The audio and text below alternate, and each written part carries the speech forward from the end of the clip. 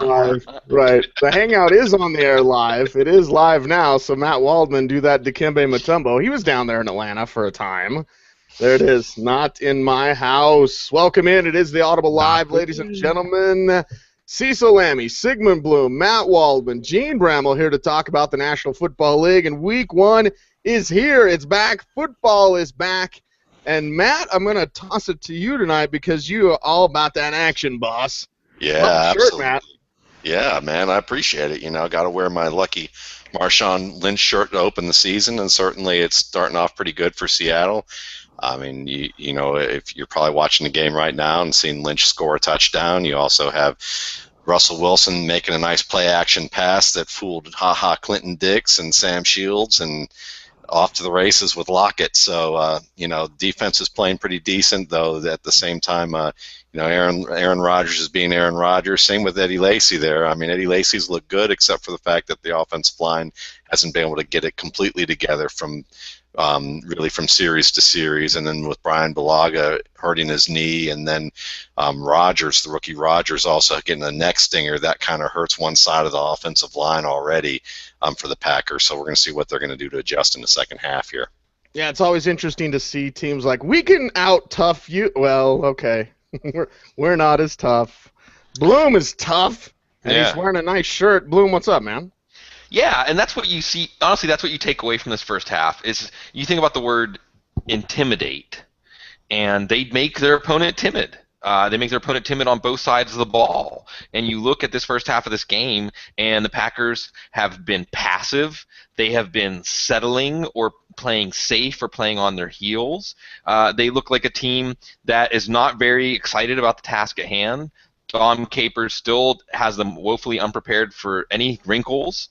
And you see the Seahawks, on the other hand, as a team that is enthusiastic on defense, as always, hitting, getting a little extra punishment. And this is just like classic Steelers-Ravens football, where every play is an opportunity to hit somebody, and that accumulates over the course of the game. And you just see how that enthusiasm, Marshawn Lynch can spur it on the other side of the ball. And then you have, what I think that something that stands out in this first half is Aaron Rodgers has completed 14 of 18 passes, and he has 4.8 yards per attempt. I mean, who's the quarterback here? Jeff Garcia? I mean, what's going on? I mean, this is just really kind of sad, because I thought that Green Bay might give them their best shot, and all the score is still within a score. It just feels like Green Bay has had a very limp performance. Well, I'm glad that you brought up that flaccidity of Green Bay, because how in the hell do you beat Seattle? You go vertical.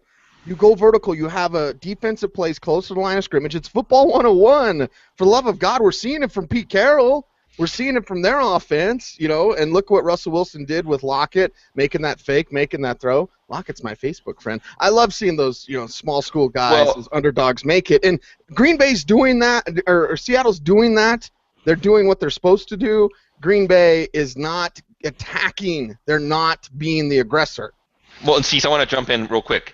I want to just say that at the end of that play, Russell Wilson looks back at Darrell Bevell and points at Darrell Bevell. Like the team is buying it. These are the kinds of things that create momentum, where you trust your play design, you trust your play calls, you trust your teammates to execute.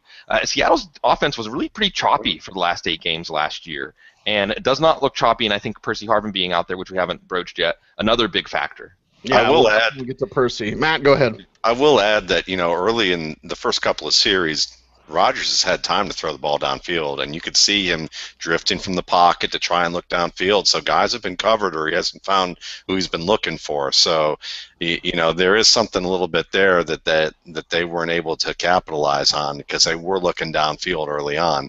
And like you said, I mean, you can go ahead and bring up Harvin, who is doing it all right now. He is doing it all. And speaking of doing it all, Dr. Gene. Sorry we take so long to get the intro to you, brother, but we're all excited. Football's back. Yeah. I think part of the problem with the Packers is they don't have anybody to threaten the field between the seams right now. And if you're going to beat the Seattle Seahawks deep, you've got to threaten Earl Thomas and the safeties a little bit differently than before. And when Randall Cobb was able to get open down the seam with that trailing linebacker, Bobby Wagner, trailing him. I think that's where you saw a little bit of success. But that play had to develop. Rodgers had to get out of the pocket. I think, you guys hinted at it. What's been most notable to me is the return of Percy Harvin, how good Marshawn Lynch looks. Might be looking at a new set of triplets with Wilson, Lynch, and Harvin. And then I see Zach Miller making plays, and I go, he's so good, man. They could use him so much more than they do.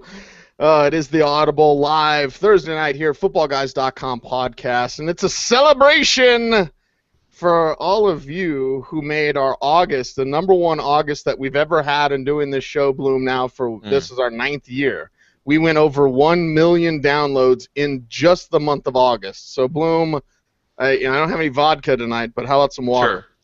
Yeah, no, the toast is to everybody out there, because all of you have been so generous with your time and with your support and have given us a chance to build this show into what it is, and it's taken that much time and it's taken that much patience on behalf of y'all and like Avery Chambers and everyone else we talked about who sometimes have to sit through our show even though they don't want to. So it's wonderful. It's wonderful that the football's back, and it's wonderful to share it with everybody, and that's what this show has always been about, and it will continue to be about, sharing this experience. Yeah, let's just talk about football, man. It's so much fun. I'm going to do a live read. Dr. Gene, I would appreciate a tweet with hashtag Audible Live if you want to ask us questions. Dr. Gene is the gatekeeper on that one, so Gene, if you could throw out a tweet with set up our questions for later on in the program. I'm going to talk to Dr. Gene about some injuries going around the National Football League. Then we'll jump into some news items. Then we'll get back to Dr. Gene and those questions. Before I talk about FanDuel.com, I want to say follow this guy on Twitter at The Mad Fanatic. His new CD, Year of the Horse. It's all about football. His opening track, Football's Back, and it feels so good. And it does feel so good because fantasy football is back. Here's what I would read if I was reading the actual copy, which I've done before, by the way. Describe your atmosphere in the host's own voice. What?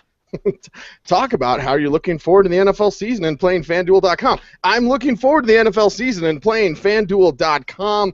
FanDuel.com is the number one place to go for 1 week fantasy football leagues for real money with immediate cash payouts. Win big, real money every single week playing fantasy football. Over 278,000 people have already won money playing FanDuel.com. Sign up at FanDuel.com. Get in on this action. FanDuel.com, the leader in 1 week fantasy football. More people play FanDuel than all other 1 week fantasy sites combined. No season-long commitment. Maybe you're Chase Stewart and Matt Waldman got in your head and you drafted Geno Smith in the 9th round. Bunch of slappies, and you got to make hay with that. Nah, every week. Maybe next week Chase won't be drafting Geno Smith because he can play at FanDuel.com. That's a mulligan, baby. You can redo that one. FanDuel.com. You got to check it out. Send a new lineup each week and relive the feel of the draft each and every week, but you have to play to win, so sign up today and draft your team. Here's what I want you to do. Go to FanDuel.com and check it out. FanDuel.com, where every week is a new season. That's FanDuel.com. Sign up today. It's a live read. All right, Dr. Gene, we've got some injury situations to discuss here on the program today. And I'm going to start down in Jacksonville, where they've got those soft tissue injuries. I know people looking at Gerhardt this week in that game against Philadelphia. Gerhardt, nice little running back 2 for your fantasy team. Outside of that, well, you thought some people, I've actually gotten some Cecil Shorts questions. I'm benching him anyway, but now the hamstring injury, he wasn't even able to finish practice. So here we go again, more soft tissue injuries in Jacksonville, Dr. Gene.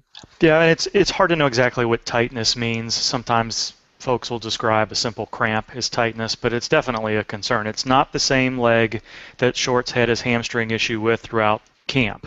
So that's at least a good sign. But although that he's been back maybe 3 or 4 practices, maybe a little bit more since that injury, we always worry about it's not just that particular muscle that's at risk, it's any number of other muscles, joints, that sort of stuff with a cascade type injury. And if it's more than tightness, even if it's a low grade strain, that's probably what's going on here.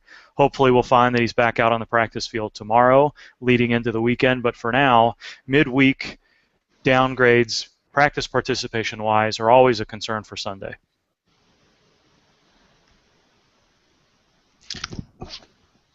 Well, Gene, let's go ahead and ask you a little bit about Cam Newton.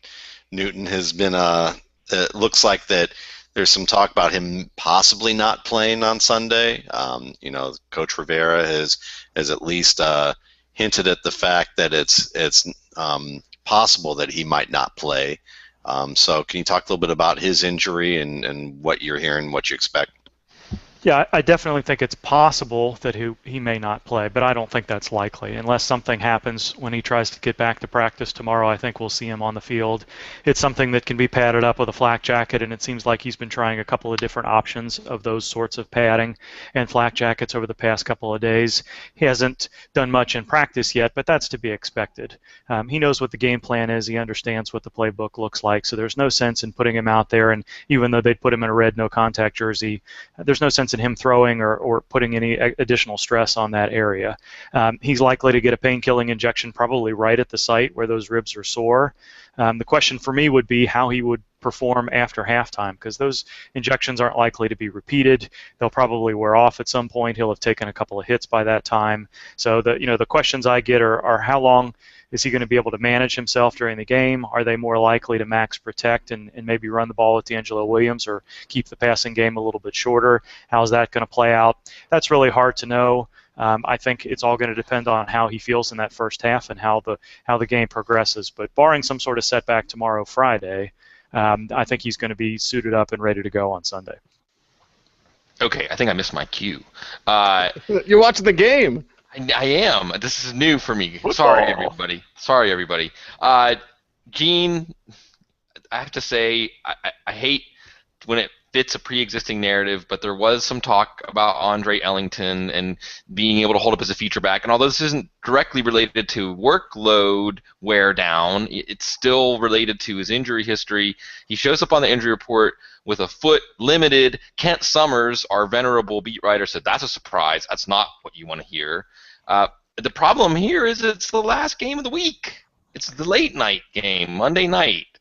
Advise us. Well, the Monday night game may work in our favor because we still have 2 more days of practice participation reports and beat writer reports and maybe national media speculation to help us through Saturday morning, that last practice of the week for the Cardinals.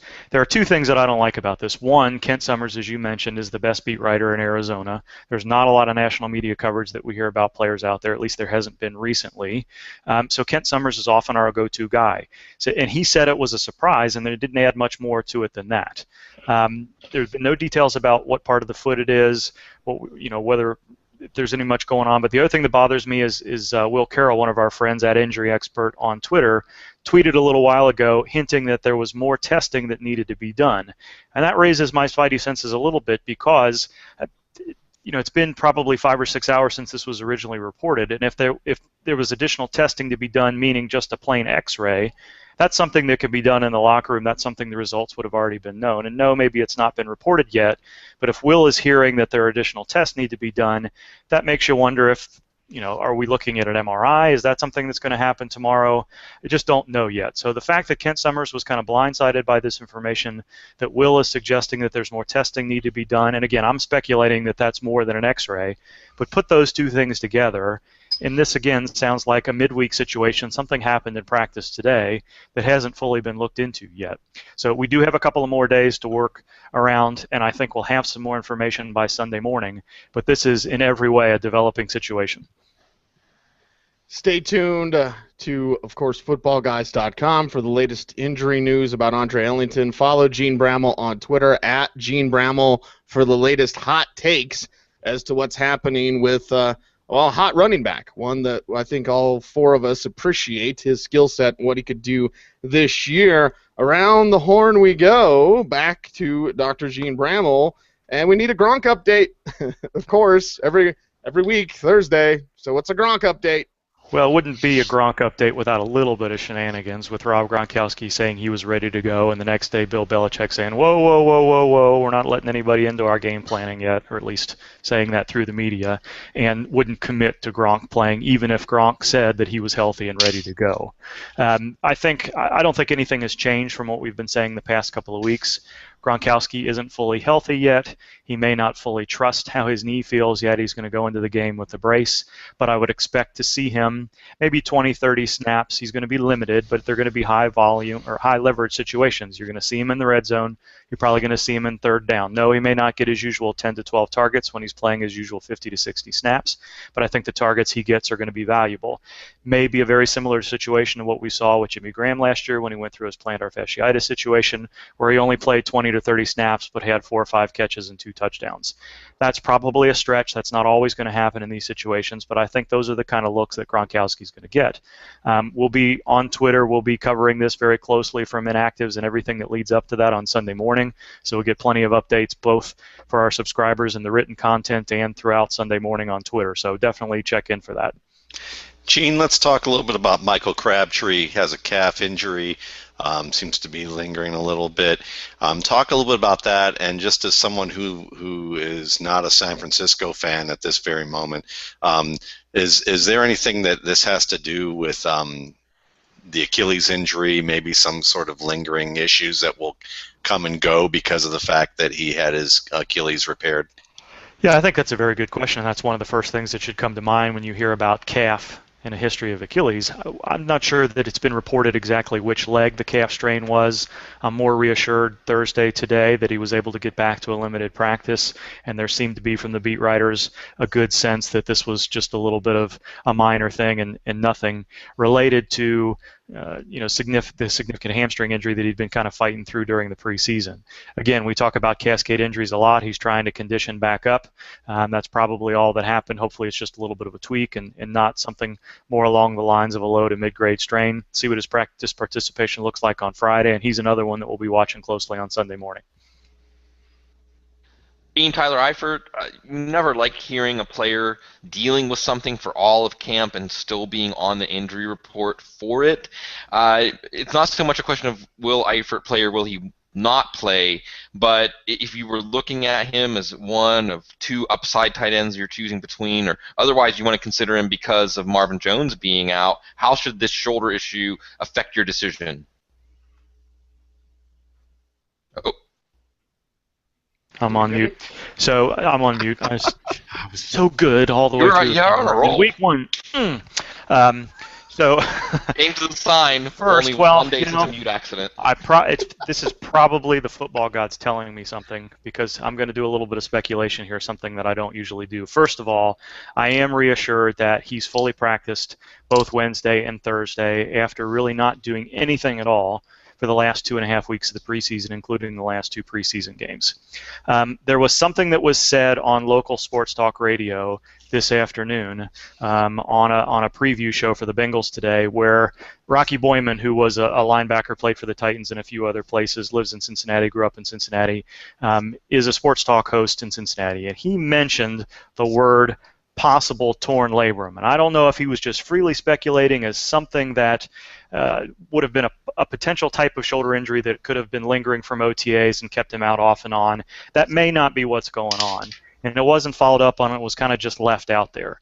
But those type of folks, guys that have been in the locker room before, are sometimes privy to information, and that may be something to keep in mind. And I only bring this up to say that if Eifert lands back on the injury report with a shoulder problem, if it's something that he continues to fight through for the first 4 to 6 weeks of the season, keep that in the back of your mind. Not that anybody, unless you're in a very deep dynasty league, is planning to put him into the starting lineup this week or in the future.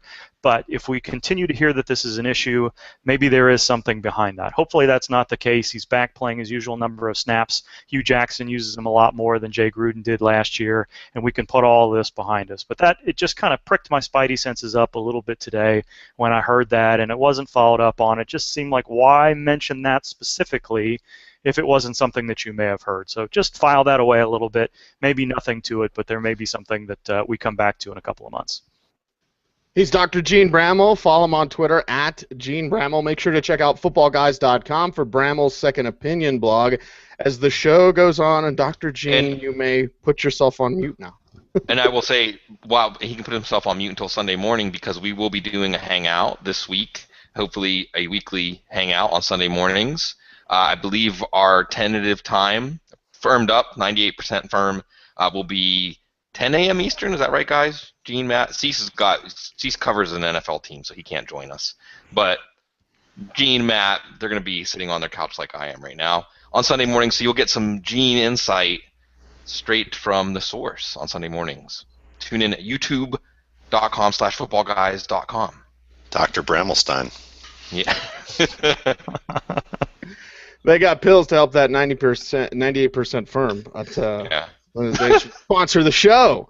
It is the Audible. Dr. Gene's going to bow out for just a little bit, come back with Twitter questions a little bit later in the show. We appreciate everyone out there for listening and for downloading and participating. And it's all about that action, boss. Bloom, do we have an update on the game? I saw Seattle was close again. Yeah, Seattle pretty much ran right over Green Bay, and then when they got close, they started passing, and they did not score a touchdown. They scored a field goal. Marshawn Lynch only 87 yards on 10 carries. So remember when he was going in the mid-second round for a little while there? That was fun. Marshawn Lynch is going to be, you're going to get exactly what you expected, a lead running back in his prime on a winning team with a great defense. So it's all good. All good in the neighborhood. Also with that new contract, Matt, that it's a bit early to ask this, but whatever. Is this the last year we'll see Lynch in Seattle, as some have speculated?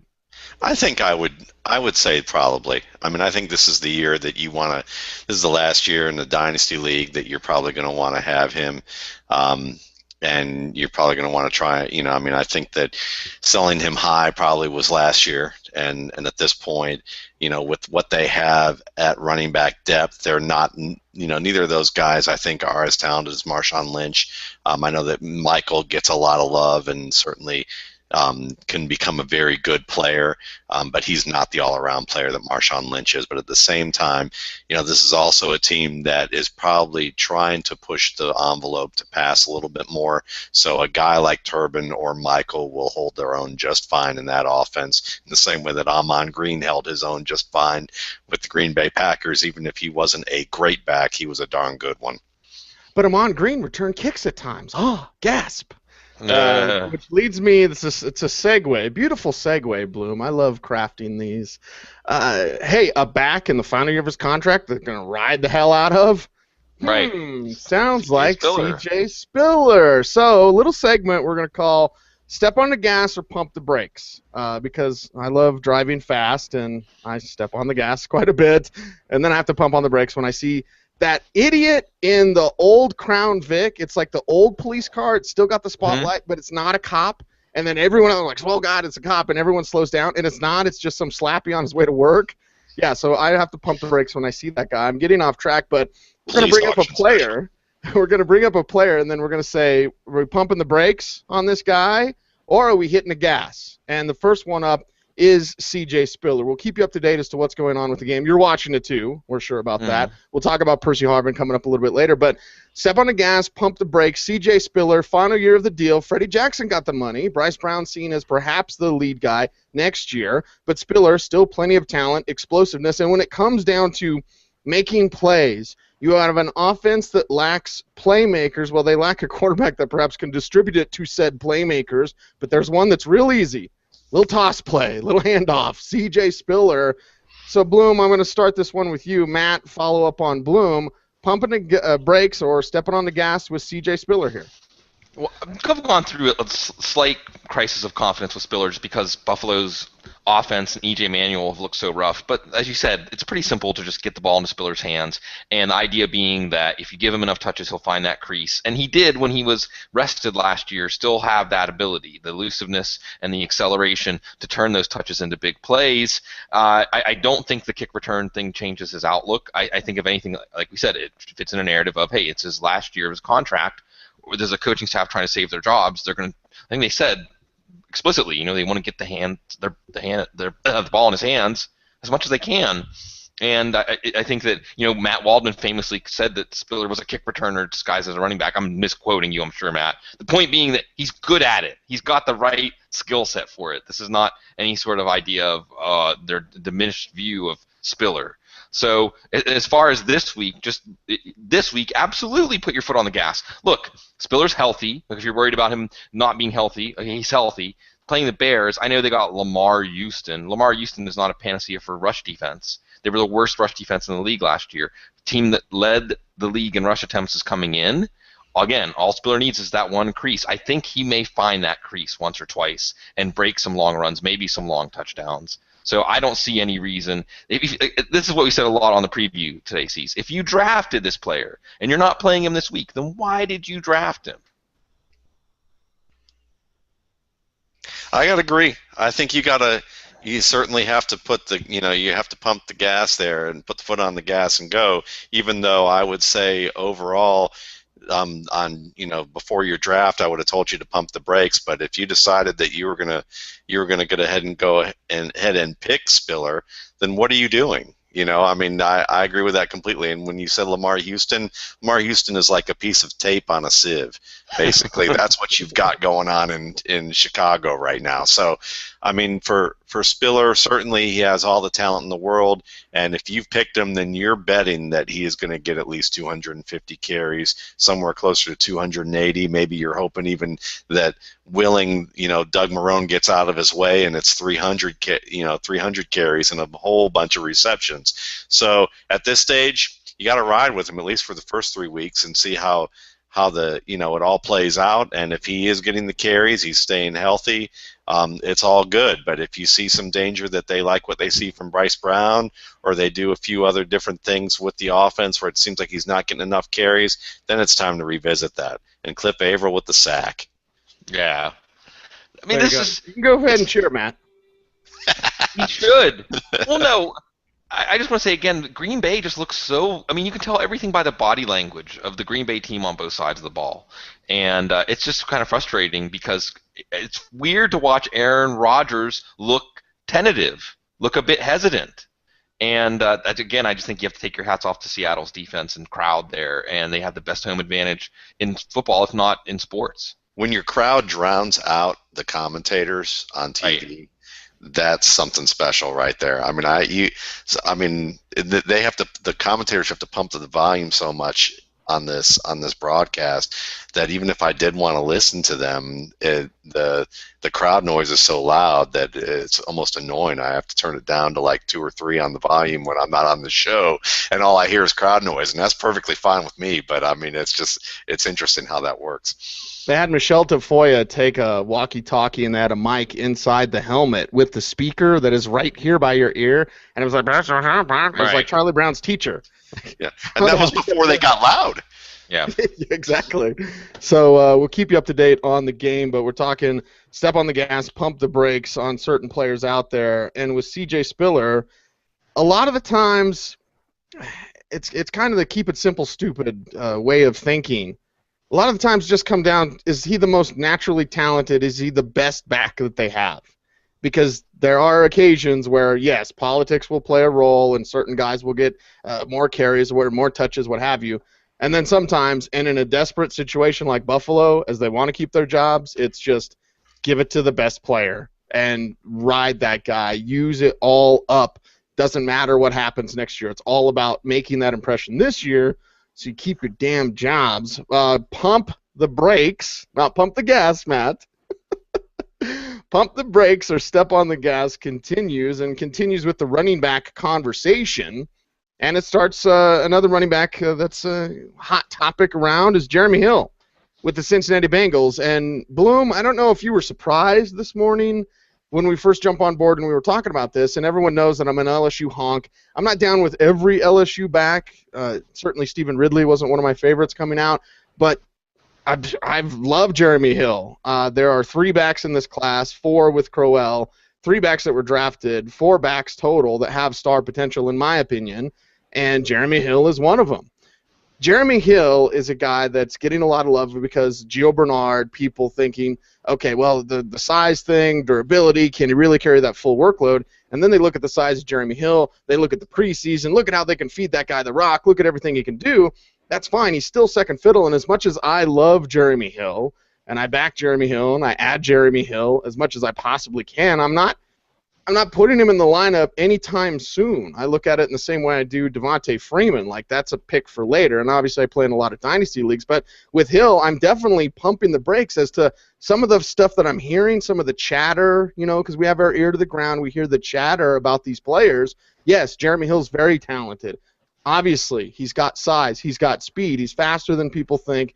Maybe a little bit less powerful than he should be for a back his size, but he can still run through those arm tackles at the second level, and he sets up defenders nicely at the second level.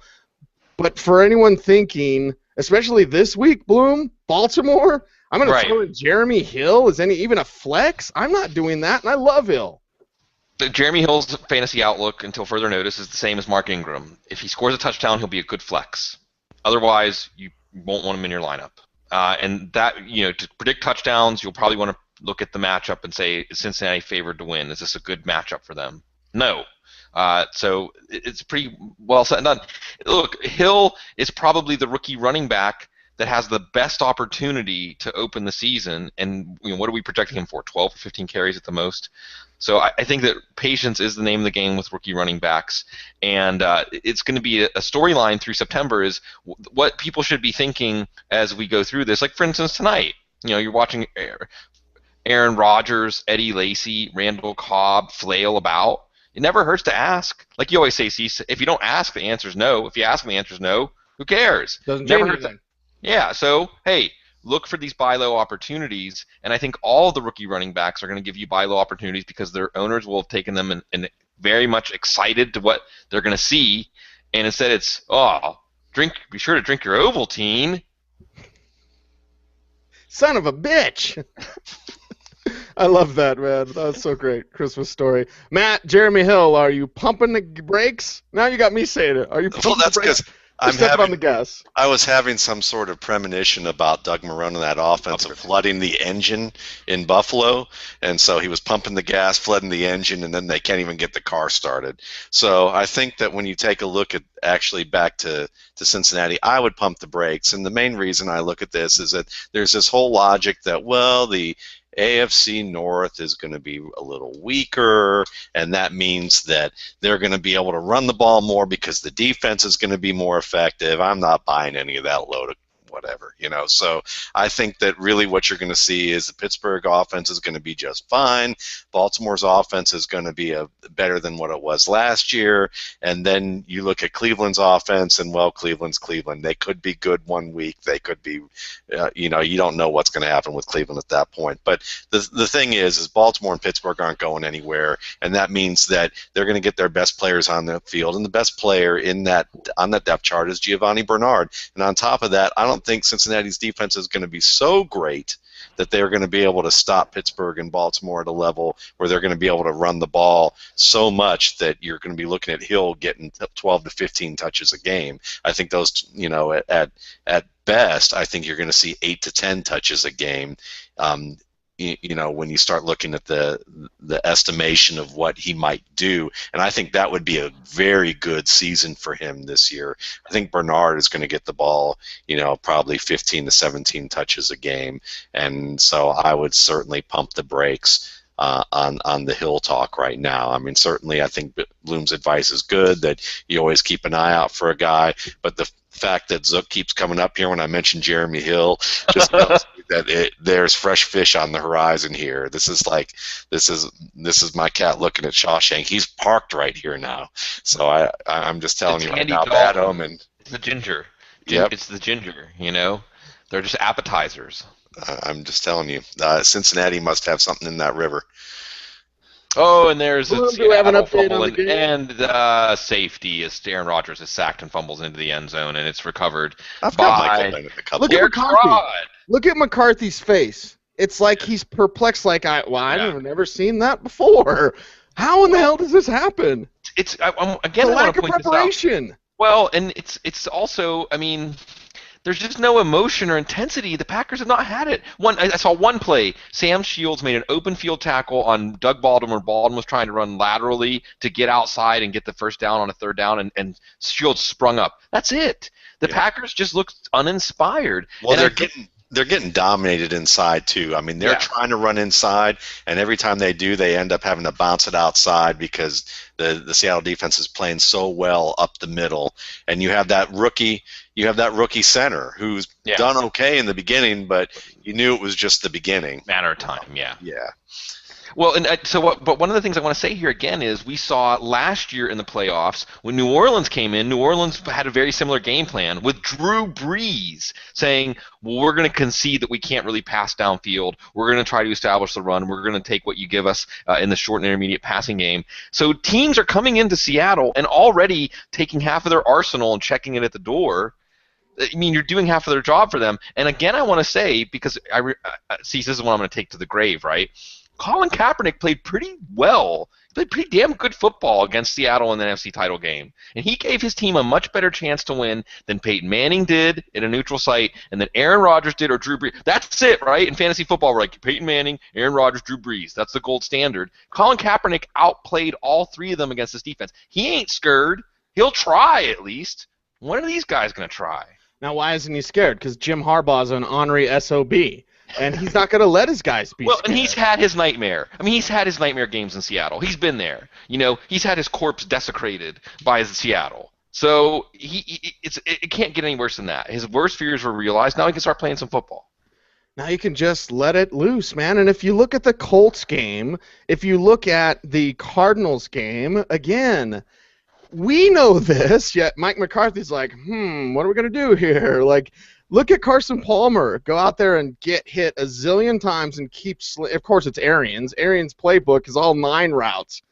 Here, I'm going to drop a play from Arians' playbook. That's what it is right there. Go, go, go. That's it. That's everything.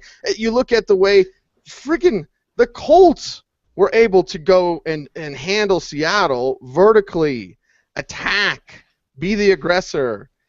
And we're not seeing that, people say playoff preview. If this is a playoff preview, one, it's Seattle at home. We know that. And 2, it's just a Seattle win.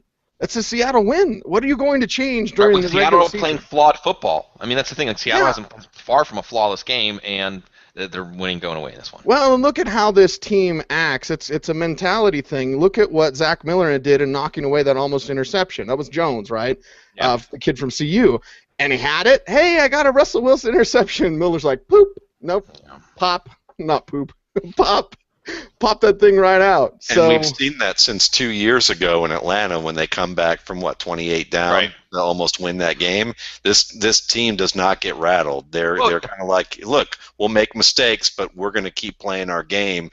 And at the end, they know to continue to play with intensity and smarts for 60 minutes. Well, and Matt, wasn't it in that game that Lynch fumbled and he was smiling on the sideline afterwards? I mean, that just shows you the mentality of the team. I mean, they're not going to get down. They're not going to get hung up on anything. They trust each other. They believe in each other. And again, that's why I look at that play, the fake that Wilson executed, the step back throw from the read option, and he pointed to Bevel. When you have players buying into what coaches are selling, that's the organization. I mean, that's Chip Kelly. That's what you want. Yeah. But meanwhile, Brian Billick was saying in that game against the Falcons at halftime, they don't have any passion. They just don't look like they have any playing with any emotion, And it's compared to Ray Lewis. It goes to show you. Leadership styles are very different in terms of what you're seeking there, and certainly Pete Carroll's leadership style wasn't for every team that he was with, but it's a perfect fit in Seattle, and he's got an organization that's bought into what he's doing, and as a result, the team's bought into it. Thanks for bringing up Billick, because now all I can think is, yeah, baby, and Super Bowl 35, and horrendous. But, worst Super Bowl in recent memory. We will continue to keep you updated as to what's going on in Seattle and Green Bay. Then the question becomes, and this thing, the season opener, it's very special. Last year's season opener, you had the 7 touchdowns from Peyton Manning. Like, holy cow, they just dismantled the Ravens. It's those damn Flacco banners. This is more nightmarish for teams out there. Let's toss that one around before we get back to the individual players. But this scenario, this toughness, this mistake-filled game, yet still dominance from Seattle, this is scarier than 7 touchdowns from Peyton Manning. Yeah, well, I'll say this. As far as a yardstick game, a barometer game, they're not even close. And I think that's the problem. And some of it's Dom Capers. And at some point you have to say, when do you throw in the towel on Dom Capers? When do you say that this defense is not going to get any better, no matter how many personnel changes you make? With Dom Capers as the coach. But I do think that we see, the analogy that I made earlier tonight was, watching Green Bay facing these mobile quarterbacks like Kaepernick and Wilson. It's like Capers is the old man who opens the door and steps on the flaming bag of dog poop. And the mobile quarterback, the new look offenses are like the kids in their stunts and egging the house and things like that, where the old man can't keep up. And I think that what's really surprising here, again, is that what was the talk from Ian Rappaport before this game? They're going to speed it up. They're going to put it all in air. It's breakneck speed, put it all in Rodgers' hands. That sounded good. I mean, that sounded logical to me. But in translation, like I said, it looked like Jeff Garcia, not the good one either. It's hard to sound good. It's hard for that to actually be a reality when it's so loud that you can't communicate with anybody. True. So, I mean, I think that's, to me, the scariest part really is the crowd, because you would think offenses would get off to a somewhat slow start in the first couple weeks of the NFL season, depending on what it is that they are trying to do. So there is some hope probably for Green Bay on some level, because they are playing one of the best defenses in the league at home in a crazy environment. But when you look at Seattle right now, yeah, I mean, if their offense is just getting started, and you've certainly seen some plays here where maybe the offensive line hasn't been able to contain the pass rush, or that Wilson's getting hit just before he's able to throw the ball downfield and make some of those plays that he does outside the pocket. But all in all, I mean, he's been getting rid of the ball fast. He's been accurate. He hasn't had to scramble a whole heck of a lot. And, the running game has looked just fine, and they still haven't deployed their whole core of wide receiver talent that they have acquired, because these are guys who are going to grow into the position in addition to Harvin. But getting Lockett on the field and seeing what he's doing, it's just a matter of, again, more communication here. So this team, looks awfully strong, but again, the NFL is a week-to-week business, and all it takes is a couple of injuries, and 3 weeks from now we can go, what happened to Seattle? Well, Matt, I appreciate you went 40 minutes without you mentioned Paul Richardson without saying his name. Wilson inside the 5. They did just show Wilson Richardson on the sidelines. I do want to say, apropos of Matt's point, just to really drive that home, because it's so easy to forget this. And I think that this is one of the things where, and I don't want to turn this into too much of a rant, but when we talk about using statistical models to predict what's going to happen next in the NFL, most of the things that really we remember and that are important changes for the NFL or for fantasy football in the course of a season are massive inflection points. And it's something where the graph goes like a seismograph, goes from here all the way to here in one very short period of time. And we can go back to, I don't remember if it was week 3 or week 4 last year. I think it was week 3. Seattle went to Houston and was losing 20-6, and the Texans had thoroughly dominated the Seahawks in every facet of that game, and Matt Schaub can't check out of his Audible, and they return that pick 6. Sherman returns that pick 6, and we know where Schaub is at now. We know where Seattle is at now. If Gary Kubiak had built more flexibility in the audibles to his quarterback, who knows? But the point is, I'm saying Matt's point is absolutely a good one, and I do think that it's going to be important to me. I'm talking to myself right now, to not get too caught up in week 1 as it is the week-to-week season. Well, it is week 1. There's a lot of mystery surrounding certain running back situations, because we can go through and talk about individuals like, let's say, a Joique Bell. Well, is it a 2-headed committee or is it a 3-headed committee? People drafted Joique Bell like it's a 2-headed committee. It may not be. We may see more of Theo Riddick than people think. So there's situations that have yet to play themselves out that we're going to be watching very, very closely and monitoring very closely. So if Matt, you're going to get out your Inspector Gadget glass, or you're Dr. Claw though, but you get out your magnifying glass. If there's one situation that you're watching closely, I gave you the example of Joique Bell there. We have the situation in Pittsburgh, seeing how much LeGarrette Blount is used as a goal line back compared to Le'Veon Bell, who can do everything. We have the situation in St. Louis. How much Benny Cunningham are we going to see? If there was one situation, Matt, that you're going to get the magnifying glass out for, which one would be the the one you highlight the most? I would probably say New England. And I know that, New England is kind of a mess, and a lot of people are like, I just want to either avoid it or just play one ticket and hope I get lucky. And I understand that, but I'm looking at Shane Vereen because it's been 3 years now. He's in a contract year as well, but this team seems to have pinned a lot on Shane Vereen. There we go. Got a little Marshawn right there. So number 2 today. Interrupt this message to bring you this breaking news. Yes, that was for my son. That was for Bob Henry this week in our Omega League. So ouch. Yeah. Well, Bob was talking trash, so I figured I had to back it up for him. So just do the Brady Hoke man ball. That's son. right. That's right. There we go. Yeah, we have to get a whole crew of those. But as Marshawn Lynch, gets kind of his jersey torn, towing a 300-pound lineman into the end zone here. What I'm really thinking about is Vereen. Vereen's receiving skills, the wrist is supposedly healthy now. He's looked pretty good in the preseason. He's stayed healthy enough, and if he does, this could be that year that people have been waiting at least a year, where they were maybe a little year early on with him, but they've kind of died down with the love for him. And I just look at this situation, and with Gronkowski still a little bit gimpy, possibly, and this wide receiving core still having Danny Amendola and Julian Edelman, this is a team that if they have to lean on somebody, Vereen could be that guy. So I'm keeping a close eye on how this offense is going to evolve. Sigmund, if you had your magnifying glass out, one situation, which one in week 1 are you looking at closest? Well, just specifically, the one that I think is going to have the most effect on trajectory fantasy seasons is St. Louis. And what we're going to be looking for there is the door cracked open for Benny Cunningham. How does Cunningham look in comparison to Stacy? Well, look, we know from last year, I don't think Jeff Fisher is hesitant to make changes in his backfield.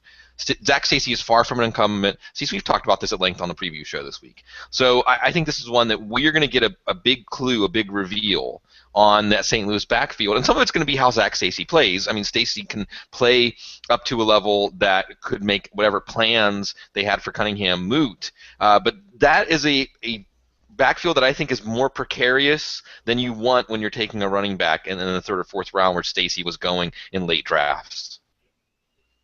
Well, next up, I want to talk about Robert Griffin III. Matt, this one's specifically for you because Bloom and I did discuss this because, well, I wanted to this morning, and that's what we did on the preview show. Thanks, everyone, for listening to that. But, Matt, I got to get your thoughts, and Bloom, if you've got some added thoughts from what we said this morning about Robert Griffin III. Let me paint the picture, Matt. We talked about where he's at mentally, not in terms of thinking of the knee. I believe it looks like when he's playing, he's still tentative, still in some ways thinking about the knee. I look at Robert Griffin III as what a scout described to me as he's a bad runner. He's fast, he's great in the open field, but he's not going to make people miss like he should, and he's a bad runner because he kind of runs blind a bit. But the mental side, and where I want your thoughts here, Matt, is we saw recently, and people were talking about this, Mike and Mike were talking about it, and we saw Robert Griffin III, going at just whoever on Twitter, taking time out for the trolls. Now, I know Bloom remarkably hasn't blocked anybody, Bloom, and you can vouch for that. Yeah, I just jinxed you. But, I mean, for Robert Griffin III to take time out of his day, of his focus, of what he is more important, which is the playbook and his health and, being the best pro he can be, it's something to me that I was disappointed in, Matt, in RG3. He's very smart, he's very charismatic, and he's a damn fine passer and a great athlete. But when you're taking time out to answer, respond to trolls on Twitter, and not either just one, ignore it, or two, block them, even that just takes up too much time, just ignore that. The fact that he's thinking about those things and then, saying, retweeting stuff and, going after the haters, to me, that's not where I want his mental focus at, Matt. Your thoughts on Robert Griffin III, and the danger is that we've seen the best of him already, which would be very sad after that fantastic rookie season. I just don't like where his head's at, Matt. Yeah, and this is confirming my fear that we talked about last spring when we said who was someone that you felt like that might be having some issues this year, and I said Griffin, and then I kind of went back on the bandwagon after he ditched the brace, and then we watched the preseason, and I've kind of edged to the back and jumped off, again, and jumped, and rolled a little bit, and kind of looking to see that thing explode, because really where I think that Griffin is, it's disappointing to hear this. The reaction on Twitter, it's something you would expect from Johnny Manziel. It isn't something that you would expect to see from Robert Griffin at this stage. But it tells you a little bit about the state of this team. It tells you also that maybe he hasn't hit bottom yet with his career, in terms of him kind of rebounding and figuring out what he needs to do.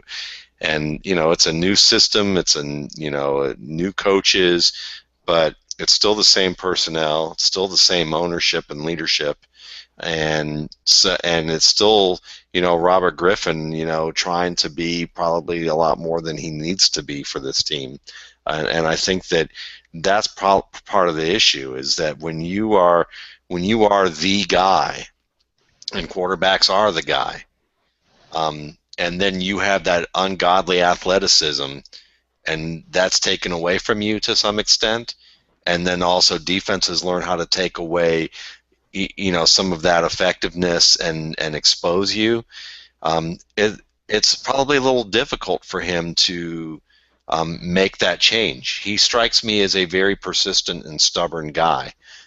So very intelligent, very charismatic, but also someone who's probably like, I'm going to keep doing this my way because I'll persist and I'll figure it out. And I think that what's coming for him probably, if he doesn't figure out a way to change, it is a lot of trouble for him. I mean, I think he could end up getting benched this year. He could end up getting hurt again this year, and just being ineffective as a whole because he's trying too hard to do too much. Like I said, this summer, he has Reggie Bush syndrome. He's trying way too hard to be everything, trying to break the big play, trying to do the heroic thing, and it not working out. Reggie Bush had to figure that out, and now he looks like the runner he did at USC. Once he got sent to Miami, of all places, he figured that out, which I think everybody thought at one point, oh no, he's going to Miami. He's already like this whole Kardashian thing that he had going on in New Orleans. Now he's going to get a taste of the limelight there, and it's just going from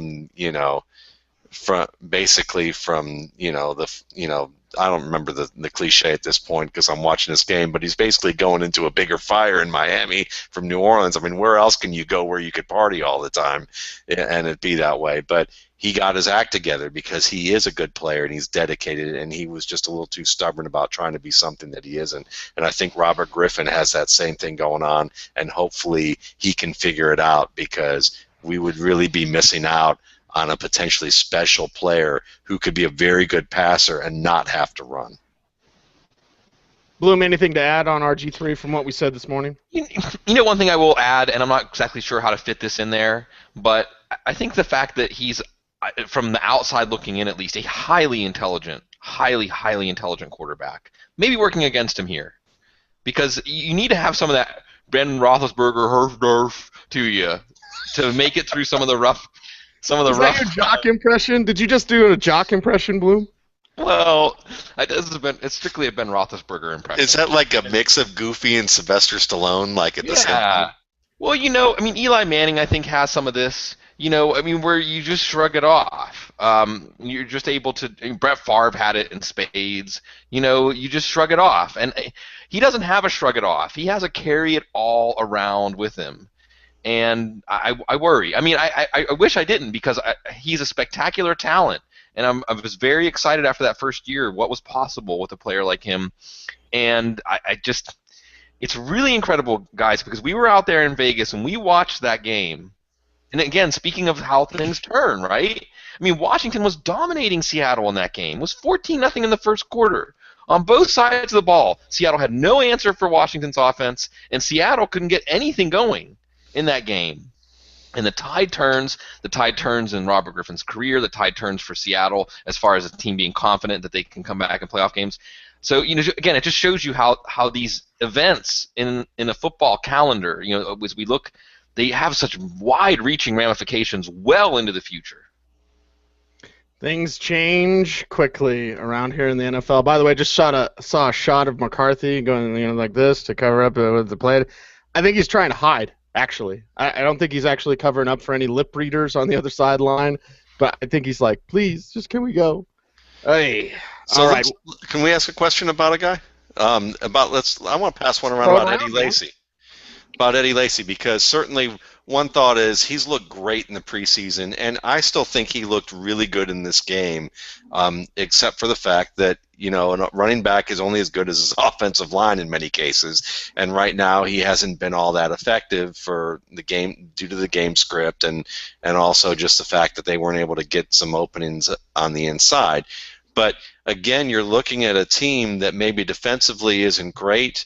Its offensive line may have a little bit of issues earlier on, and they're a little bit more balanced. So, would you be looking at Eddie Lacy and say 2 or 3 weeks from now he might be a guy that you might want to be trying to sell after his first good game because he might not be getting the number of carries that you would expect? Are you talking about his first game against Chicago?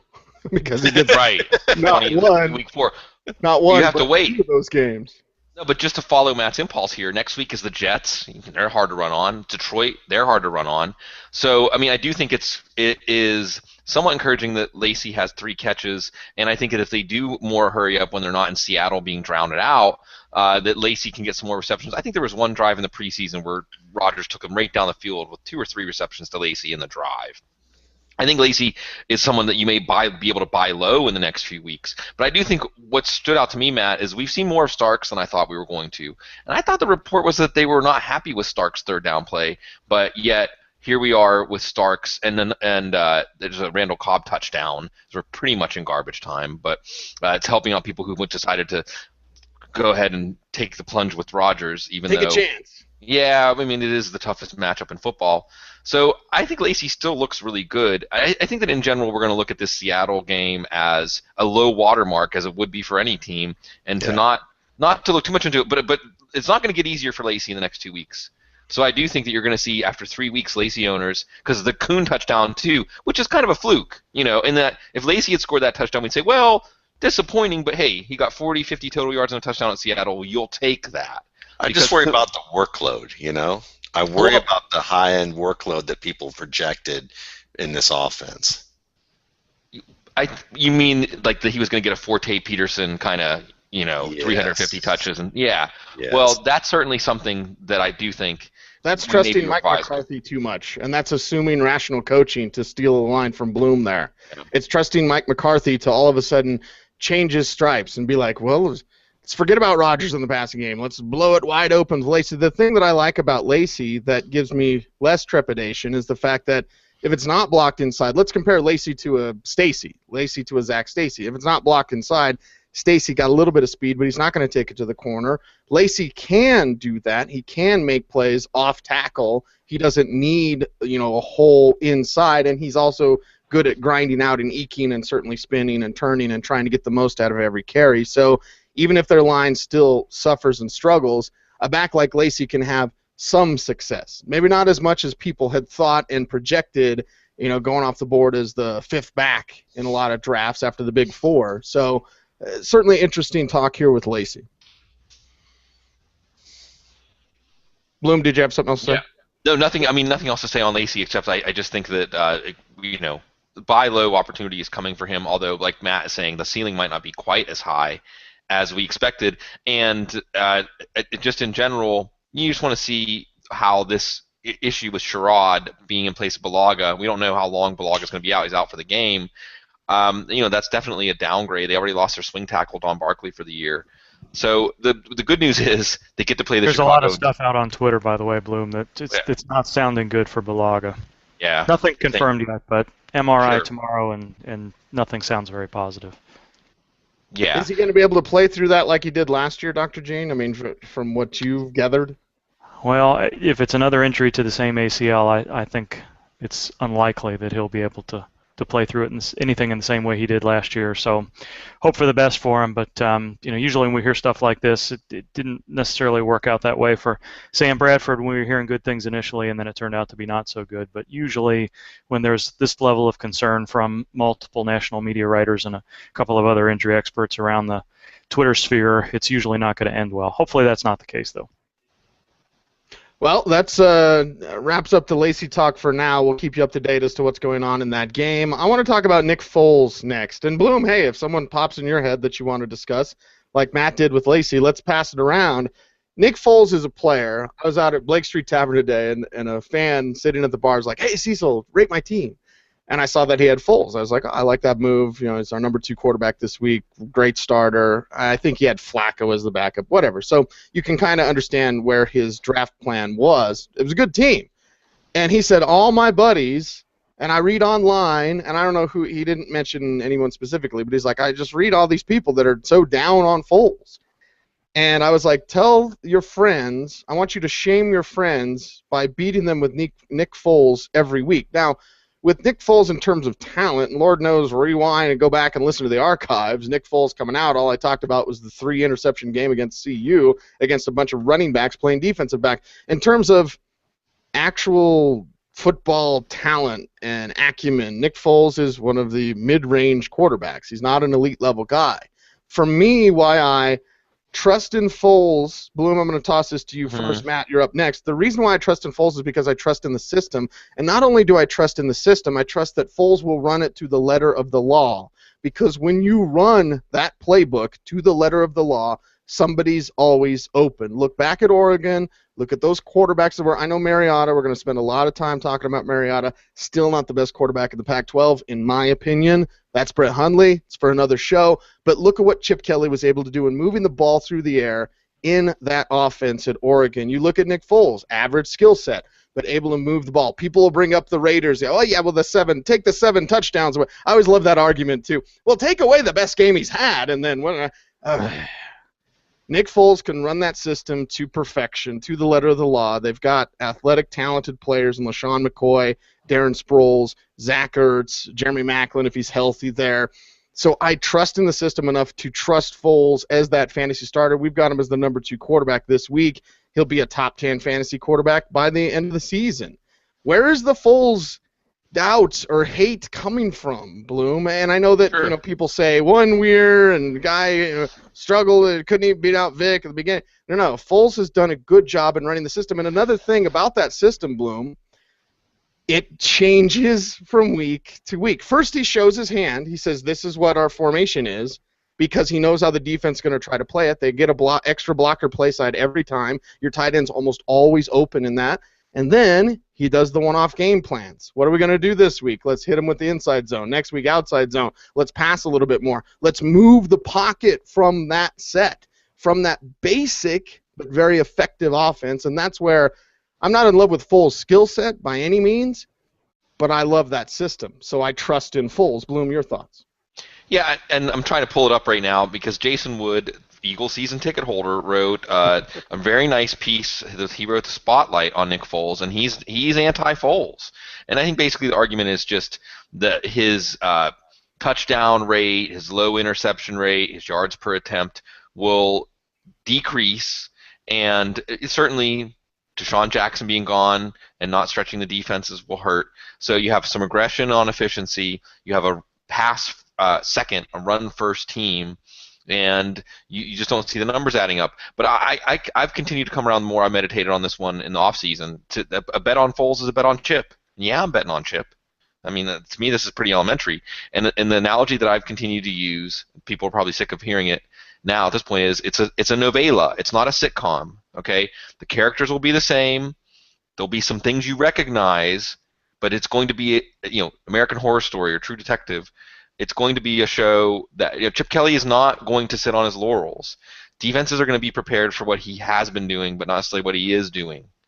And the other thing is that Chip Kelly's offense is just based on this idea that the sheer volume of plays and the amount of adjustments and things they forced you to make at speed, no defense is going to be able to get a 100% report card on that.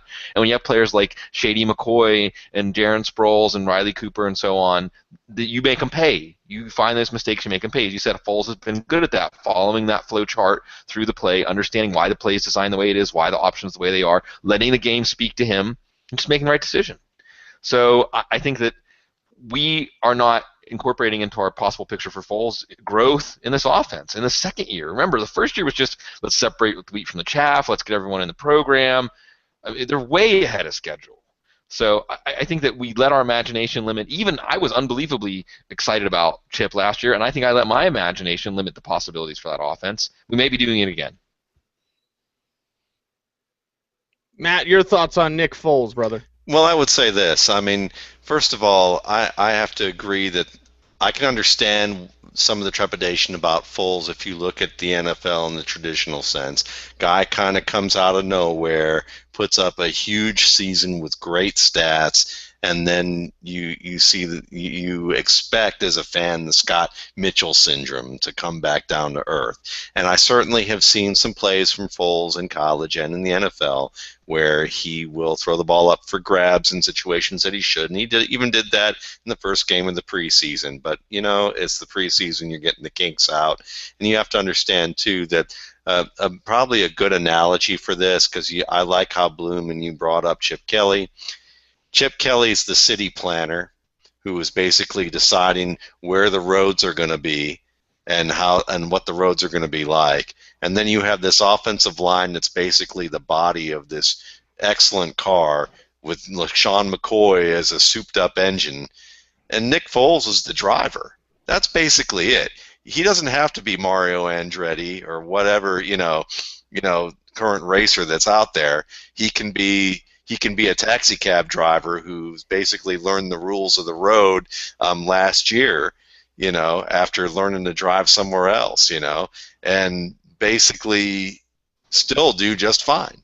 And I think that that's really what you're seeing here with this offense, because there are so many wide open guys in this offense, and there's so much diversity in terms of where he can go and who he can exploit and what types of good matchups they're going to be available from week to week, that when you're able to just go downfield in the middle of the field and find wide open tight ends or a wide open slot receiver, and have a running back who might be one of the 2 or 3 most dangerous players in the league, especially with what he can do on screens and between the tackles, then it's very difficult to be able to stop.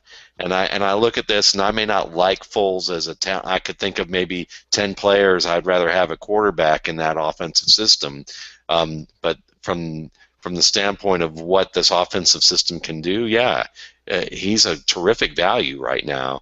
And I don't think he's a winning quarterback in the playoffs.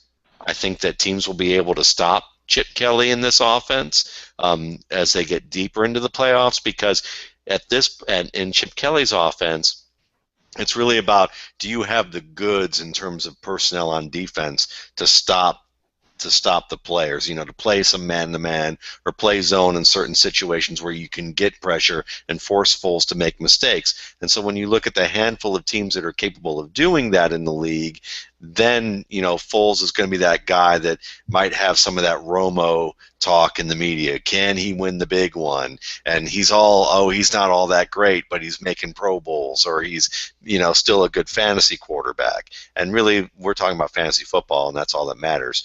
He's a guy that, you start every week if you've got him, unless you were lucky enough, like, say, in our staff league, where he was going as maybe a late QB1, early QB2 in some quarters. So, and unless you're Chase Stewart and take Geno Smith in the 9th round. The view's awful good in Manhattan right now. That's all I can say. It is.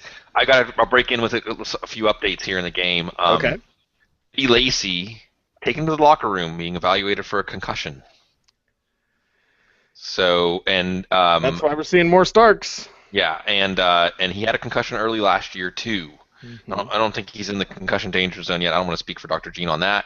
And now the Seattle is answering the drive that Green Bay put together and basically just taking the air out of the ball. There's about 4 minutes left. Lynch is over 100 yards. And the thing that I want to say that we haven't really drilled down a lot on Harvin yet is you're seeing the plays where they're getting hard. And I want to say just a larger point, something I said on Twitter earlier. One thing I really like about the Seattle offense, and again, you're seeing it in crispness of execution, you're seeing it in enthusiasm and buy-in, that they're not. I always thought of Seattle as kind of a lumbering offense. They're not going to be very subtle. They're not really going to harness a lot of misdirection and kung fu. They're going to do what they do. They're going to rely on the talent of guys like Wilson and Lynch and roll with it. And they seem a lot more energized, and they're stretching defenses. They're stretching the defense horizontally now. They're using more misdirection. They're using more movement, and it's good. I mean, because of that, Harvin is ripping off 10-plus yards on his carries. He's had 4 of them, averaging 10.3 at 41 yards, and he's also getting those passes that he got, and of course he and Dara Bubble were together in Minnesota, that are basically the functional equivalent of run plays. So this he's is already what they wanted to do last year, but they couldn't. So you're looking at him, Harvin now with 100 total yards, 7 catches, a 17-point game in PPR leagues, and this just looks like a pretty routine game for him. Nothing special. So I think you have to look at Harvin now in PPR leagues as, and I said this a couple of times on the show. Look, we had Harvin going as a wide receiver 3 in fantasy drafts because of his injury history, but any week that he's on the field, we're going to rank him as a low-end wide receiver 1, and that is bearing out. Let me close the loop on that Eddie Lacy concussion Sure. thing. First of all, it's really interesting to see, and you might want to go back and look in Chris Brown's archives, the Percy Harvin. They're already running a lot of. They just showed an option look off of the jet sweep that Percy Harvin's running to Marshawn Lynch, and he had a gaping hole up the middle as they trail Harvin across the formation. So there's going to be lots of different options that they've got available to that running game, including Harvin going forward for sure. Eddie Lacy missed week 3 last week after his week 2 concussion, and he did have some symptoms that lingered a little bit. We'll know that he hasn't been formally diagnosed with a concussion yet, but he'll have 10 days to recover before next week. So he's got that going in his favor if he does get diagnosed. And he had the concussion helmet because he's got a different looking helmet with a different shell. Dr. Gene, I've asked you this on the air on ESPN Radio, but I'll ask it for you now. How much of a believer are you in the new helmet technology? Well, no helmet is going to fully prevent concussions, again, because there's rotational impacts. It's the deceleration of the brain into the skull. There's no helmet that can protect that just based on the speed of the game. But any amount of change that you can make to the helmet, any incremental improvement is worthwhile. And these guys are still moving so fast that even a quote-unquote concussion helmet that should lessen the risk of a concussion is still not making the risk 0. So I noticed that. I've not noticed that particular helmet before. We've seen some of the bigger helmets. We've seen some of the different more cushion. We've seen the jaw projection that comes down to help prevent some of the rotational stuff. That one, I'm glad you reminded me about that. I want to take a look and see specifically what that helmet is and what that little bit of opening across the top front of the helmet is meant to do. Did you see the data, Dr. Gene, that Roger Goodell commented on today, that concussions were down 13% last year? Did he say it was well, yes, that's true. It was last year, and I think they were referencing some 2010 and 2011 data as well. The only thing I would counter with that is there's a couple of web outlets now that are counting concussions. I think it's Concussion Connect or NFL Concussions. One of the two had 68 preseason concussions. In total last year, preseason and regular season, I think it was on the order of 210, 220 total. So, again, hard to know. Maybe we're just tracking practice concussions a little bit better, but I would think that even with the increased awareness and hopefully preventing additional concussions back to back, that's just as likely to be some noise in the data rather than a meaningful drop in concussions. It's low-hanging fruit right now anyway at this stage. And by the way, and we're seeing Derek Coleman, great inspirational hearing impaired NFL player, getting another touchdown for Seattle. As the Seattle offense, Seattle just put 36. Now some of this is Green Bay's defense is bad, but Seattle is going to put 36 points on them. And guys, you know what I'm doing while we're sitting here as I'm looking at the Green Bay schedule. Judd Zolgad, a long-time Vikings writer, says, "Man, Adrian Peterson's going to love running against this defense." Right? No, seriously. And you guys, you could see it. I mean, Dayton Jones and Mike Daniels are you don't think stout at the point of attack when you think of their games. The Troy Guyan that's their nose tackle with B.J. Raji out. That's gone terribly. So Brad Jones has been terrible. The safeties Yeah. have not been good tonight either. It's and the cornerbacks are. It seemed like they know that Sam Shields got burned on that option play coming up to defend the run. Peeking in the backfield, and that could be a source of knowing that there's some issues inside the tackles defending the run. So you're exactly right. It's not an issue that's going away, same as the offensive line. Yeah, so, Doug Martin, week 16. C.J. Spiller, week 15. Steven Jackson. Well, will Steve Jackson be healthy by then? But yeah, 2 shots. Unfortunately, the Lions play them in week 17, so they only get 2 shots at them. But Matt Forte gets 2 shots at them. Adrian Peterson gets 2 shots at them. The Packers defense really does look like, as Gene said, this is not. We can say some things about the offense and say, well, let's get some more data because this is Seattle and you're not Seattle. But I don't think this is just Marshawn Lynch. Yeah, and by the way, that'll be Devontae Freeman by the time that game rolls around. Instead of Steven Jackson, we'll keep you tuned in on that. I'm going to do a live read. Dr. Gene Bramall, this is your cue to call. Cue to get some Twitter questions together as we will continue the conversation. But first, I've got to tell you about FanDuel.com. Here's how cool FanDuel.com is. Zook plays FanDuel.com because Zook will only mess around with the best. Zook does not mess around with the rest. Zook goes for the best. That is FanDuel.com. Where's our mascot?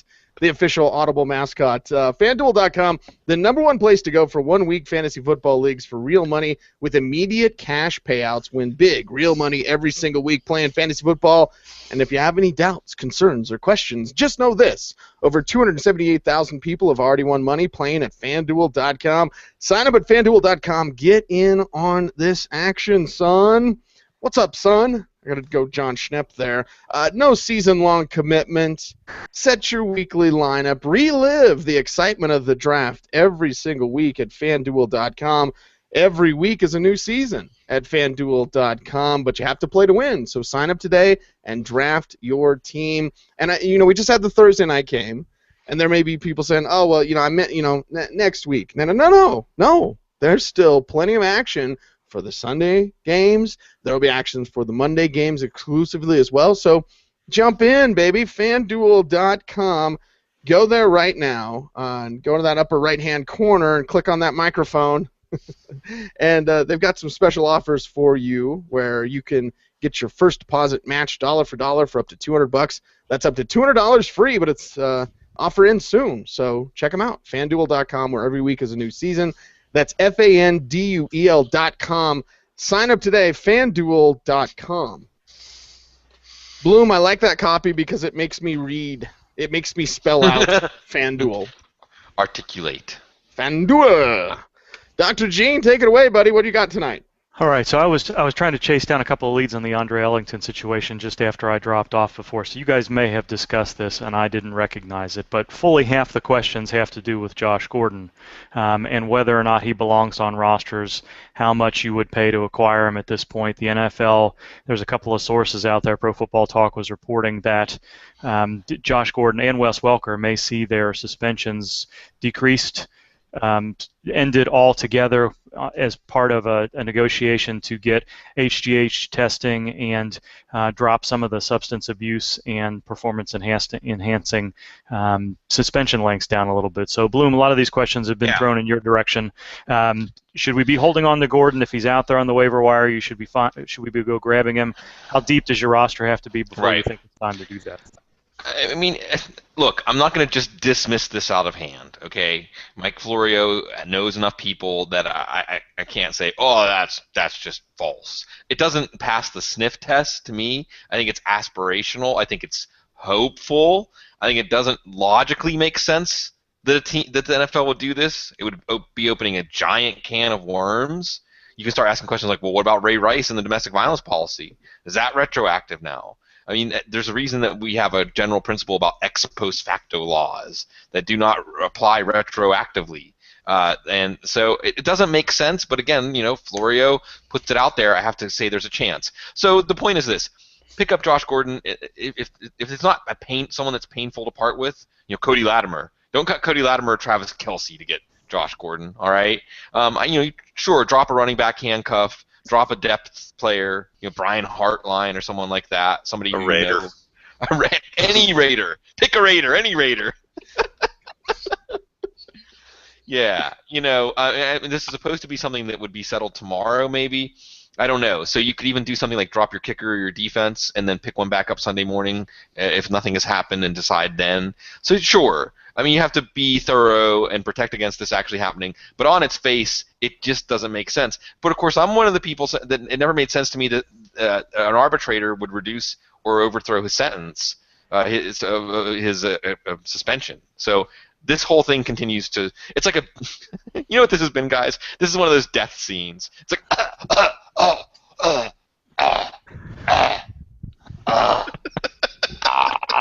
You stick your tongue out a little bit more, and you can do Job of the Hut. Look at those legs. Yeah. I'm coming, Elizabeth. Still 100 degrees in Austin. Yeah, I mean, that's basically been Josh Gordon's summer. Well, and here's the thing. I'm glad it was over the new policy, and maybe they retroactively. I'm glad it's not over suing the league, because I've got questions. Well, what about Josh Gordon suing the league? When the hell has that ever worked? Maurice Claret is now doing speech engagements with the chiropractic clinic here in Denver. I'm set to have him on the show. So, I mean, when does suing the league ever flipping work? Never. No, never. Don't sue the league. I fought the league, and the league won. And Roger Goodell always wins, like Dr. Gene Bramall, or like Clayton Gray at the roulette table. Stay away from 7 in Vegas this week, please. Clayton, stay away from 7. Hopefully you're not drafting in the 7 hole. We'll share that story once upon a time. See, so I'm going to give you this one. We've got somebody that's curious about... You knew where I was going. But I want to get your take on the first part of this question. Kelvin Benjamin, with Cam Newton maybe struggling to throw the ball, maybe not. Maybe the Panthers are changing the game plan up a little bit, with Kelvin Benjamin being possibly the only option other than Greg Olsen out there to throw the ball to, and maybe facing double coverage that he might struggle to separate from. Are you avoiding Kelvin Benjamin even though he had such a strong preseason with the news that Cam's hurt? Well, I know rib injuries are pain management. They're just coming down to how much pain you can tolerate. You can flack it up, you can shoot it up, and you can help manage the pain that way, but it's still going to be a problem for this team. For me, Kelvin Benjamin is a 4th wide receiver. I'm not starting him over the likes of a Cody Latimer. I've gotten those questions. You're like, what would you do? No, you throw in the upside play on the better passing game. Struggling to get off the line of scrimmage. Is there an end zone target maybe that he can sky up and go get? Sure, I could see that happening. But this week against Tampa Bay, I'm not buying in on Kelvin Benjamin. I have to see it in regular season action first. Yes, the preseason one was nice, and it's always best to be open to the possibility that we're wrong. No, I don't believe any one of us 4 are the type of person or analyst that looks at a situation and says, I'm right. I don't care if the film is telling me something different now. I'm right. I'm open to the possibility that a light switch goes on with Kelvin Benjamin. I'm open to the possibility that pro coaching. I mean, I always talk about Florida State quarterbacks in terms of not getting much coaching, and then they get to the pros, they're like, wait a second, that's actual footwork. That's an actual technique and a real release at the right release point. With wide receivers, it's the same way. A lot of the times, and you wouldn't think at major college football programs, but a lot of the times you're still out-athleting the other team. Kelvin Benjamin could get away with that at Florida State. You're not going to get away with that in the NFL. But I am open to the possibility that with pro coaching, Benjamin does become less lumbering off the line of scrimmage. Benjamin does learn how to use his body. He's still Brian Quick to me. Nobody wants anything to do with Brian Quick, and it has 0 to do with Sean Hill. It has all to do with him. So that's still my take on Benjamin. We're going to monitor this situation closely in Carolina. There's not much there, but it's not robust at all. I'm not expecting more Jericho Cotchery than I am Kelvin Benjamin this week, who, in my opinion, is a desperation 4th. I didn't even have it on what the heck flex this week. So there's that. I'm not buying on Kelvin Benjamin. I've got to see it regular season first. tell you what I'm not buying is Aaron Rodgers still in the game with 1:40 left, down 3 possessions. I'm taking hits. Be a gamer, but behind this offensive line that was struggling before Bulaga went out, be glad that it's 4th and 13 and that Seattle's about run out the clock, because he took a couple of hits there in the last that's the last thing that Green Bay needs for sure. So I owe you one, Matt. Yeah. Gene, I got to ask you a question while it's topical. Can we invent an IDP league stat so that Richard Sherman can get credit for his no-hitter? You could. We could. What kind of stat could we? Targets against. We could use adjusted yards against. I don't know. It would be kind of difficult to track, but yeah, it's definitely one of those situations where Sherman is the type of guy that he's not going to shy away from run support, so he's still going to get you some tackles, but he's losing ground because he's not getting targeted frequently enough for sure. Hopefully Byron Maxwell comes along, but Maxwell was a guy that, not to slip into IDP talk here, but Maxwell was a guy I liked. The difficulty with these guys, as you saw with Bobby Wagner tonight, is that the stat crew is so painful at home in Seattle. You're just going to get these 3 solo tackle, 8 assist lines, and that doesn't bode well for Maxwell in the longer term, although he's outside the box and shouldn't be in a situation where there's a bunch of assists coming his way. But Matt, the question I want to ask you comes from Neil Corbin, and it's a question I've been getting a lot, not this specific question, but I've been getting a lot of questions about Joique Bell, Shane Vereen, Ben Tate, that particular tier of players this week, and who we should trust, who we should not trust. He doesn't specify which one of those two he's looking for, whether it's a PPR or non-PPR situation, but just talk a little bit about what your expectations for Bell, Vereen, and Tate are as the early season goes along here, and if there's one of those 3 guys that you would definitely put up in a little bit higher tier, even before we see how they might be used and how well they'll play earlier in the year. I think Vereen is the guy for me still. Like I said, I'm keeping a close eye on him, but I like the fact that they use him in the passing game. He's healthy enough. Brady loves to throw this wheel route to Vereen, and I know that it's somewhat predictable at this stage, but if you have a healthy enough Gronkowski or even a healthy enough Tim Wright on the field that can exploit the middle and force safeties to not, jump over there to the sideline, it can be, a pretty big play for them. And I just like the fact that Vereen is a pretty good between the tackles runner for a smaller guy. So I think that while he's healthy, he's the guy that I would probably ride right now. In theory, I love the Browns in terms of a power running game, offensive line, and what Tate can do when he's healthy. But in practice, I'm a little bit more leery of that. Joique Bell, I know that, Cecil alluded to the point about Theo Riddick and that it might be more of a 3-headed deal. But to me, at this early stage, the key thing to remember is that, I know people want the right answer of who to start, who to play. But the nice thing is that early in the season, you don't have to approach each week like it's the championship game. If you think you should start Joique Bell this week because you might as well, play on the fact that this offense has been very good for him in the past, at least from a personnel standpoint, and his talent has been good, and you don't know what you're going to get from Riddick, then, to me, that's worthwhile. If you've always liked Vereen's talent, then you go for that. Don't worry about the fact of what's going to happen this week. It's week 1. So, if you listen to I agree with Cecil about Benjamin, he's a rookie. We don't know what we're going to get. Cam Newton, he's still got some development to do, even though he's flashed some good things in the preseason. But if you're like, look, I love Kelvin Benjamin. I'm all in with this guy. It's week 1. Play him. If that's what you think, give it a shot. So, when it comes to those 3 guys, I would put Vereen probably over the other 2. Tate is probably the safest of the 3, as long as he stays healthy. But Bell, to me, isn't that far away. So, I don't have any problem starting Joique Bell, especially, against the New York Giants. When you look at them defensively right now, do they have linebackers in New York? I'm not sure they do. Yeah. So it's, they've got a lot of inspirational stories in New York, but I don't know if they have linebackers. So when it comes down to that, Joique Bell to me is probably going to be earning his onomatopoeic nickname all week and long. I'm starting him. And Matt, did you ever think we were going to get so many opportunities to say Joik?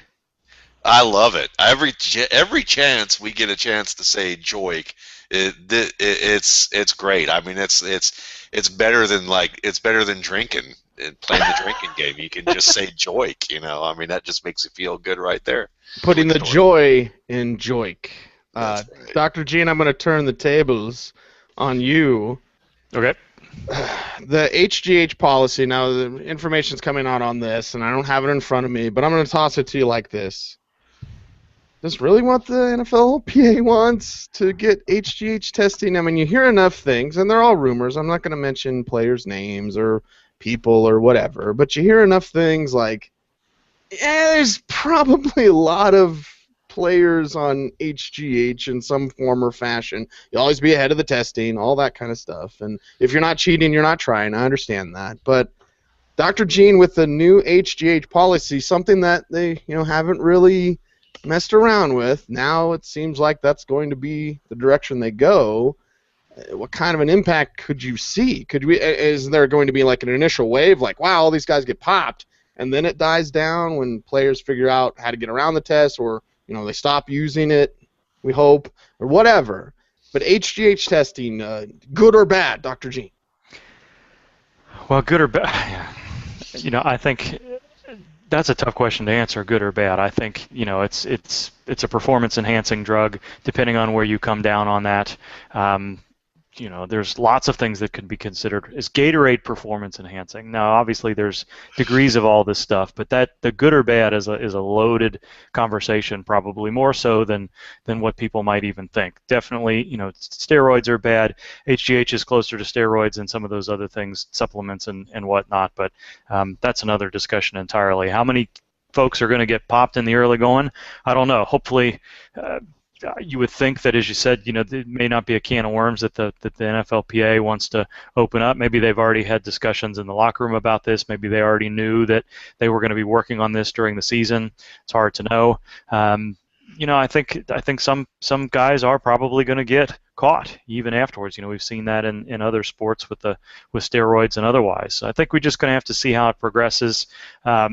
Another angle to think about, if HGH is adding 15 to 20 pounds to each one of these positions, and the number of concussions and everything has gone up, maybe this is another angle the NFL and the NFLPA are trying to address to limit the severity of the collisions that happen. I don't know. I'm just throwing out things here, but as Bloom said, that was fascinating to me to see that come out in week 1, and then to set the slippery slope type of precedent to backtrack on suspensions that have already been given. So it's almost like you want to bury it. I mean, we look in the NFL news cycle, and do not think for one second the NFL is incredibly calculated. Unless it comes to domestic violence, and they're just like, the 2's fine, right? Oh my God, backlash! How? So that they weren't calculated with, which was very surprising. But do not think that this wasn't in some way. You've got the excitement of the season opener. HGH a little bit, HGH, and then season week 1A, and everyone forgets about it. The other thing I wanted to ask Dr. Gene, because I can't spell HGH, let alone know much about it. How much does it help in the recovery process? Because in the rumors that you hear, and the knee injuries are nothing anymore. Terry Allen used to miss a year, run for 1,000 yards, shred his knee, miss a year, run for 1,000 yards, shred his knee, miss a year. I mean, knee injuries are nothing now. And again, no player specifics, but there are some that say, oh, well, HGH involved in the recovery process that would help that. How accurate is that, Gene? I think that's pretty accurate. Endocrine was never one of my. That's why I'm here talking about injuries and not talking about diabetes and all those other sort of hormonal stuff there. So this isn't something that I'm super well versed on. But yes, HGH. We've talked about platelet-rich plasma and a lot of the growth factors that are involved in that. Anything along those lines can help healing, and HGH is definitely one of those things. So yeah, that would be something else to definitely keep a close eye on. After they ban HGH, are we going to see, is it truly the microsurgical techniques? Is it the accelerated rehab? Is it all the protocols that have been changed over the past couple of years, or how much did HGH play a role in healing? All right, boys, we got the game wrapped up. Bloom, final thoughts tonight?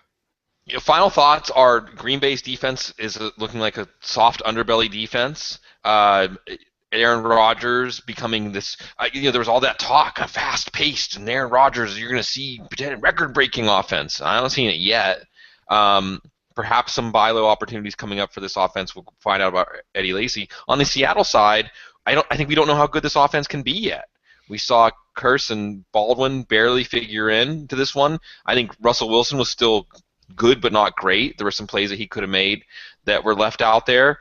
And it's business as usual. I know a lot of people hesitated to pick Seattle to win the Super Bowl again because teams just don't repeat. But, man, for a first data point, Seattle looks like they're on track to – it's going to take a whale of an effort to bring them down. Let's put it that way.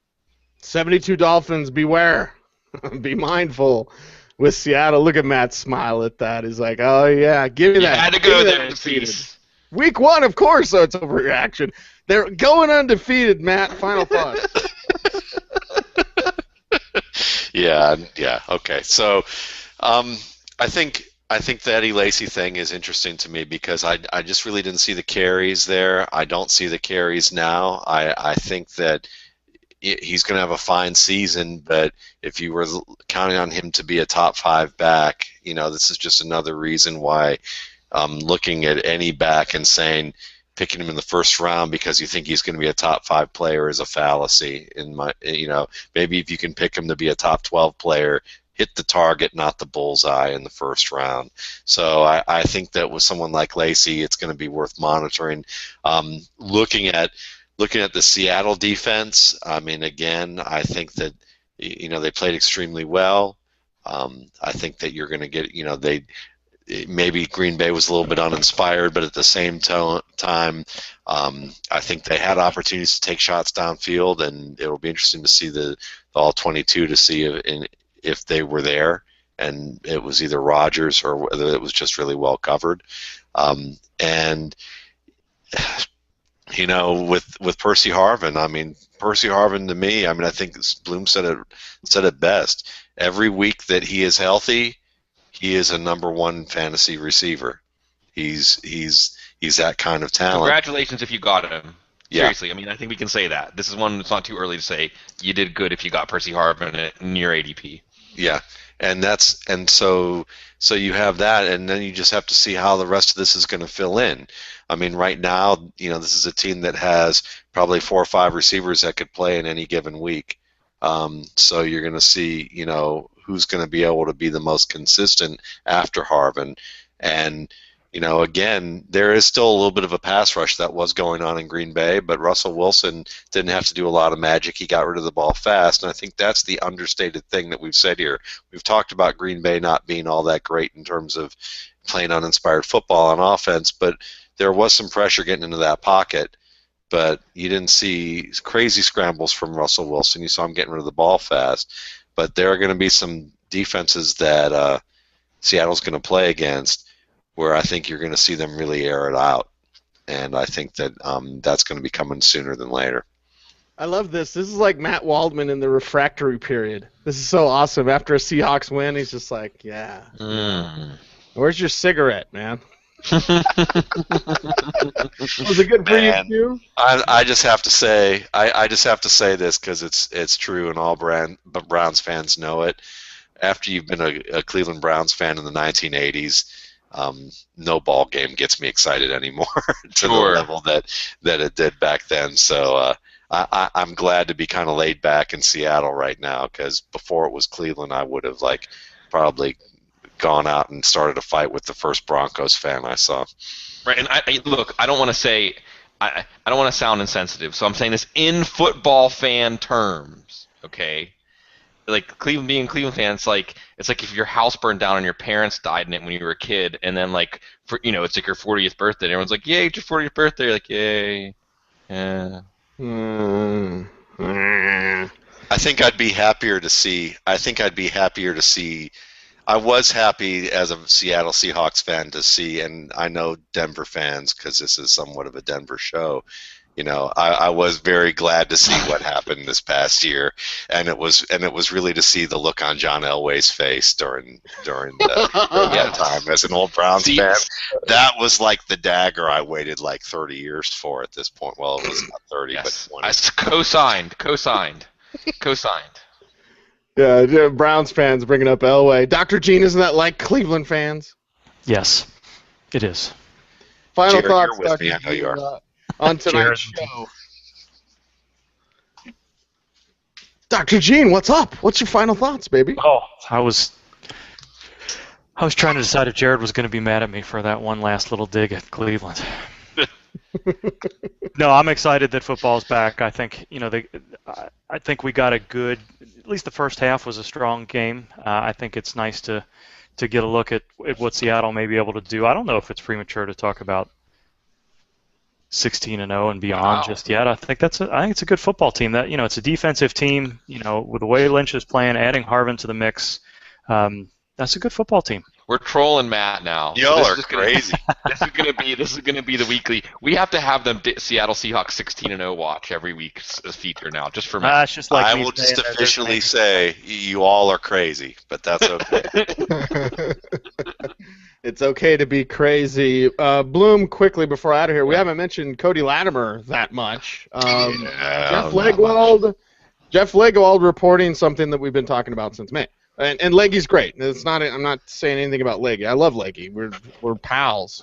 We're good pals. But I mean, for people that needed any more confirmation, I don't really know what other people needed.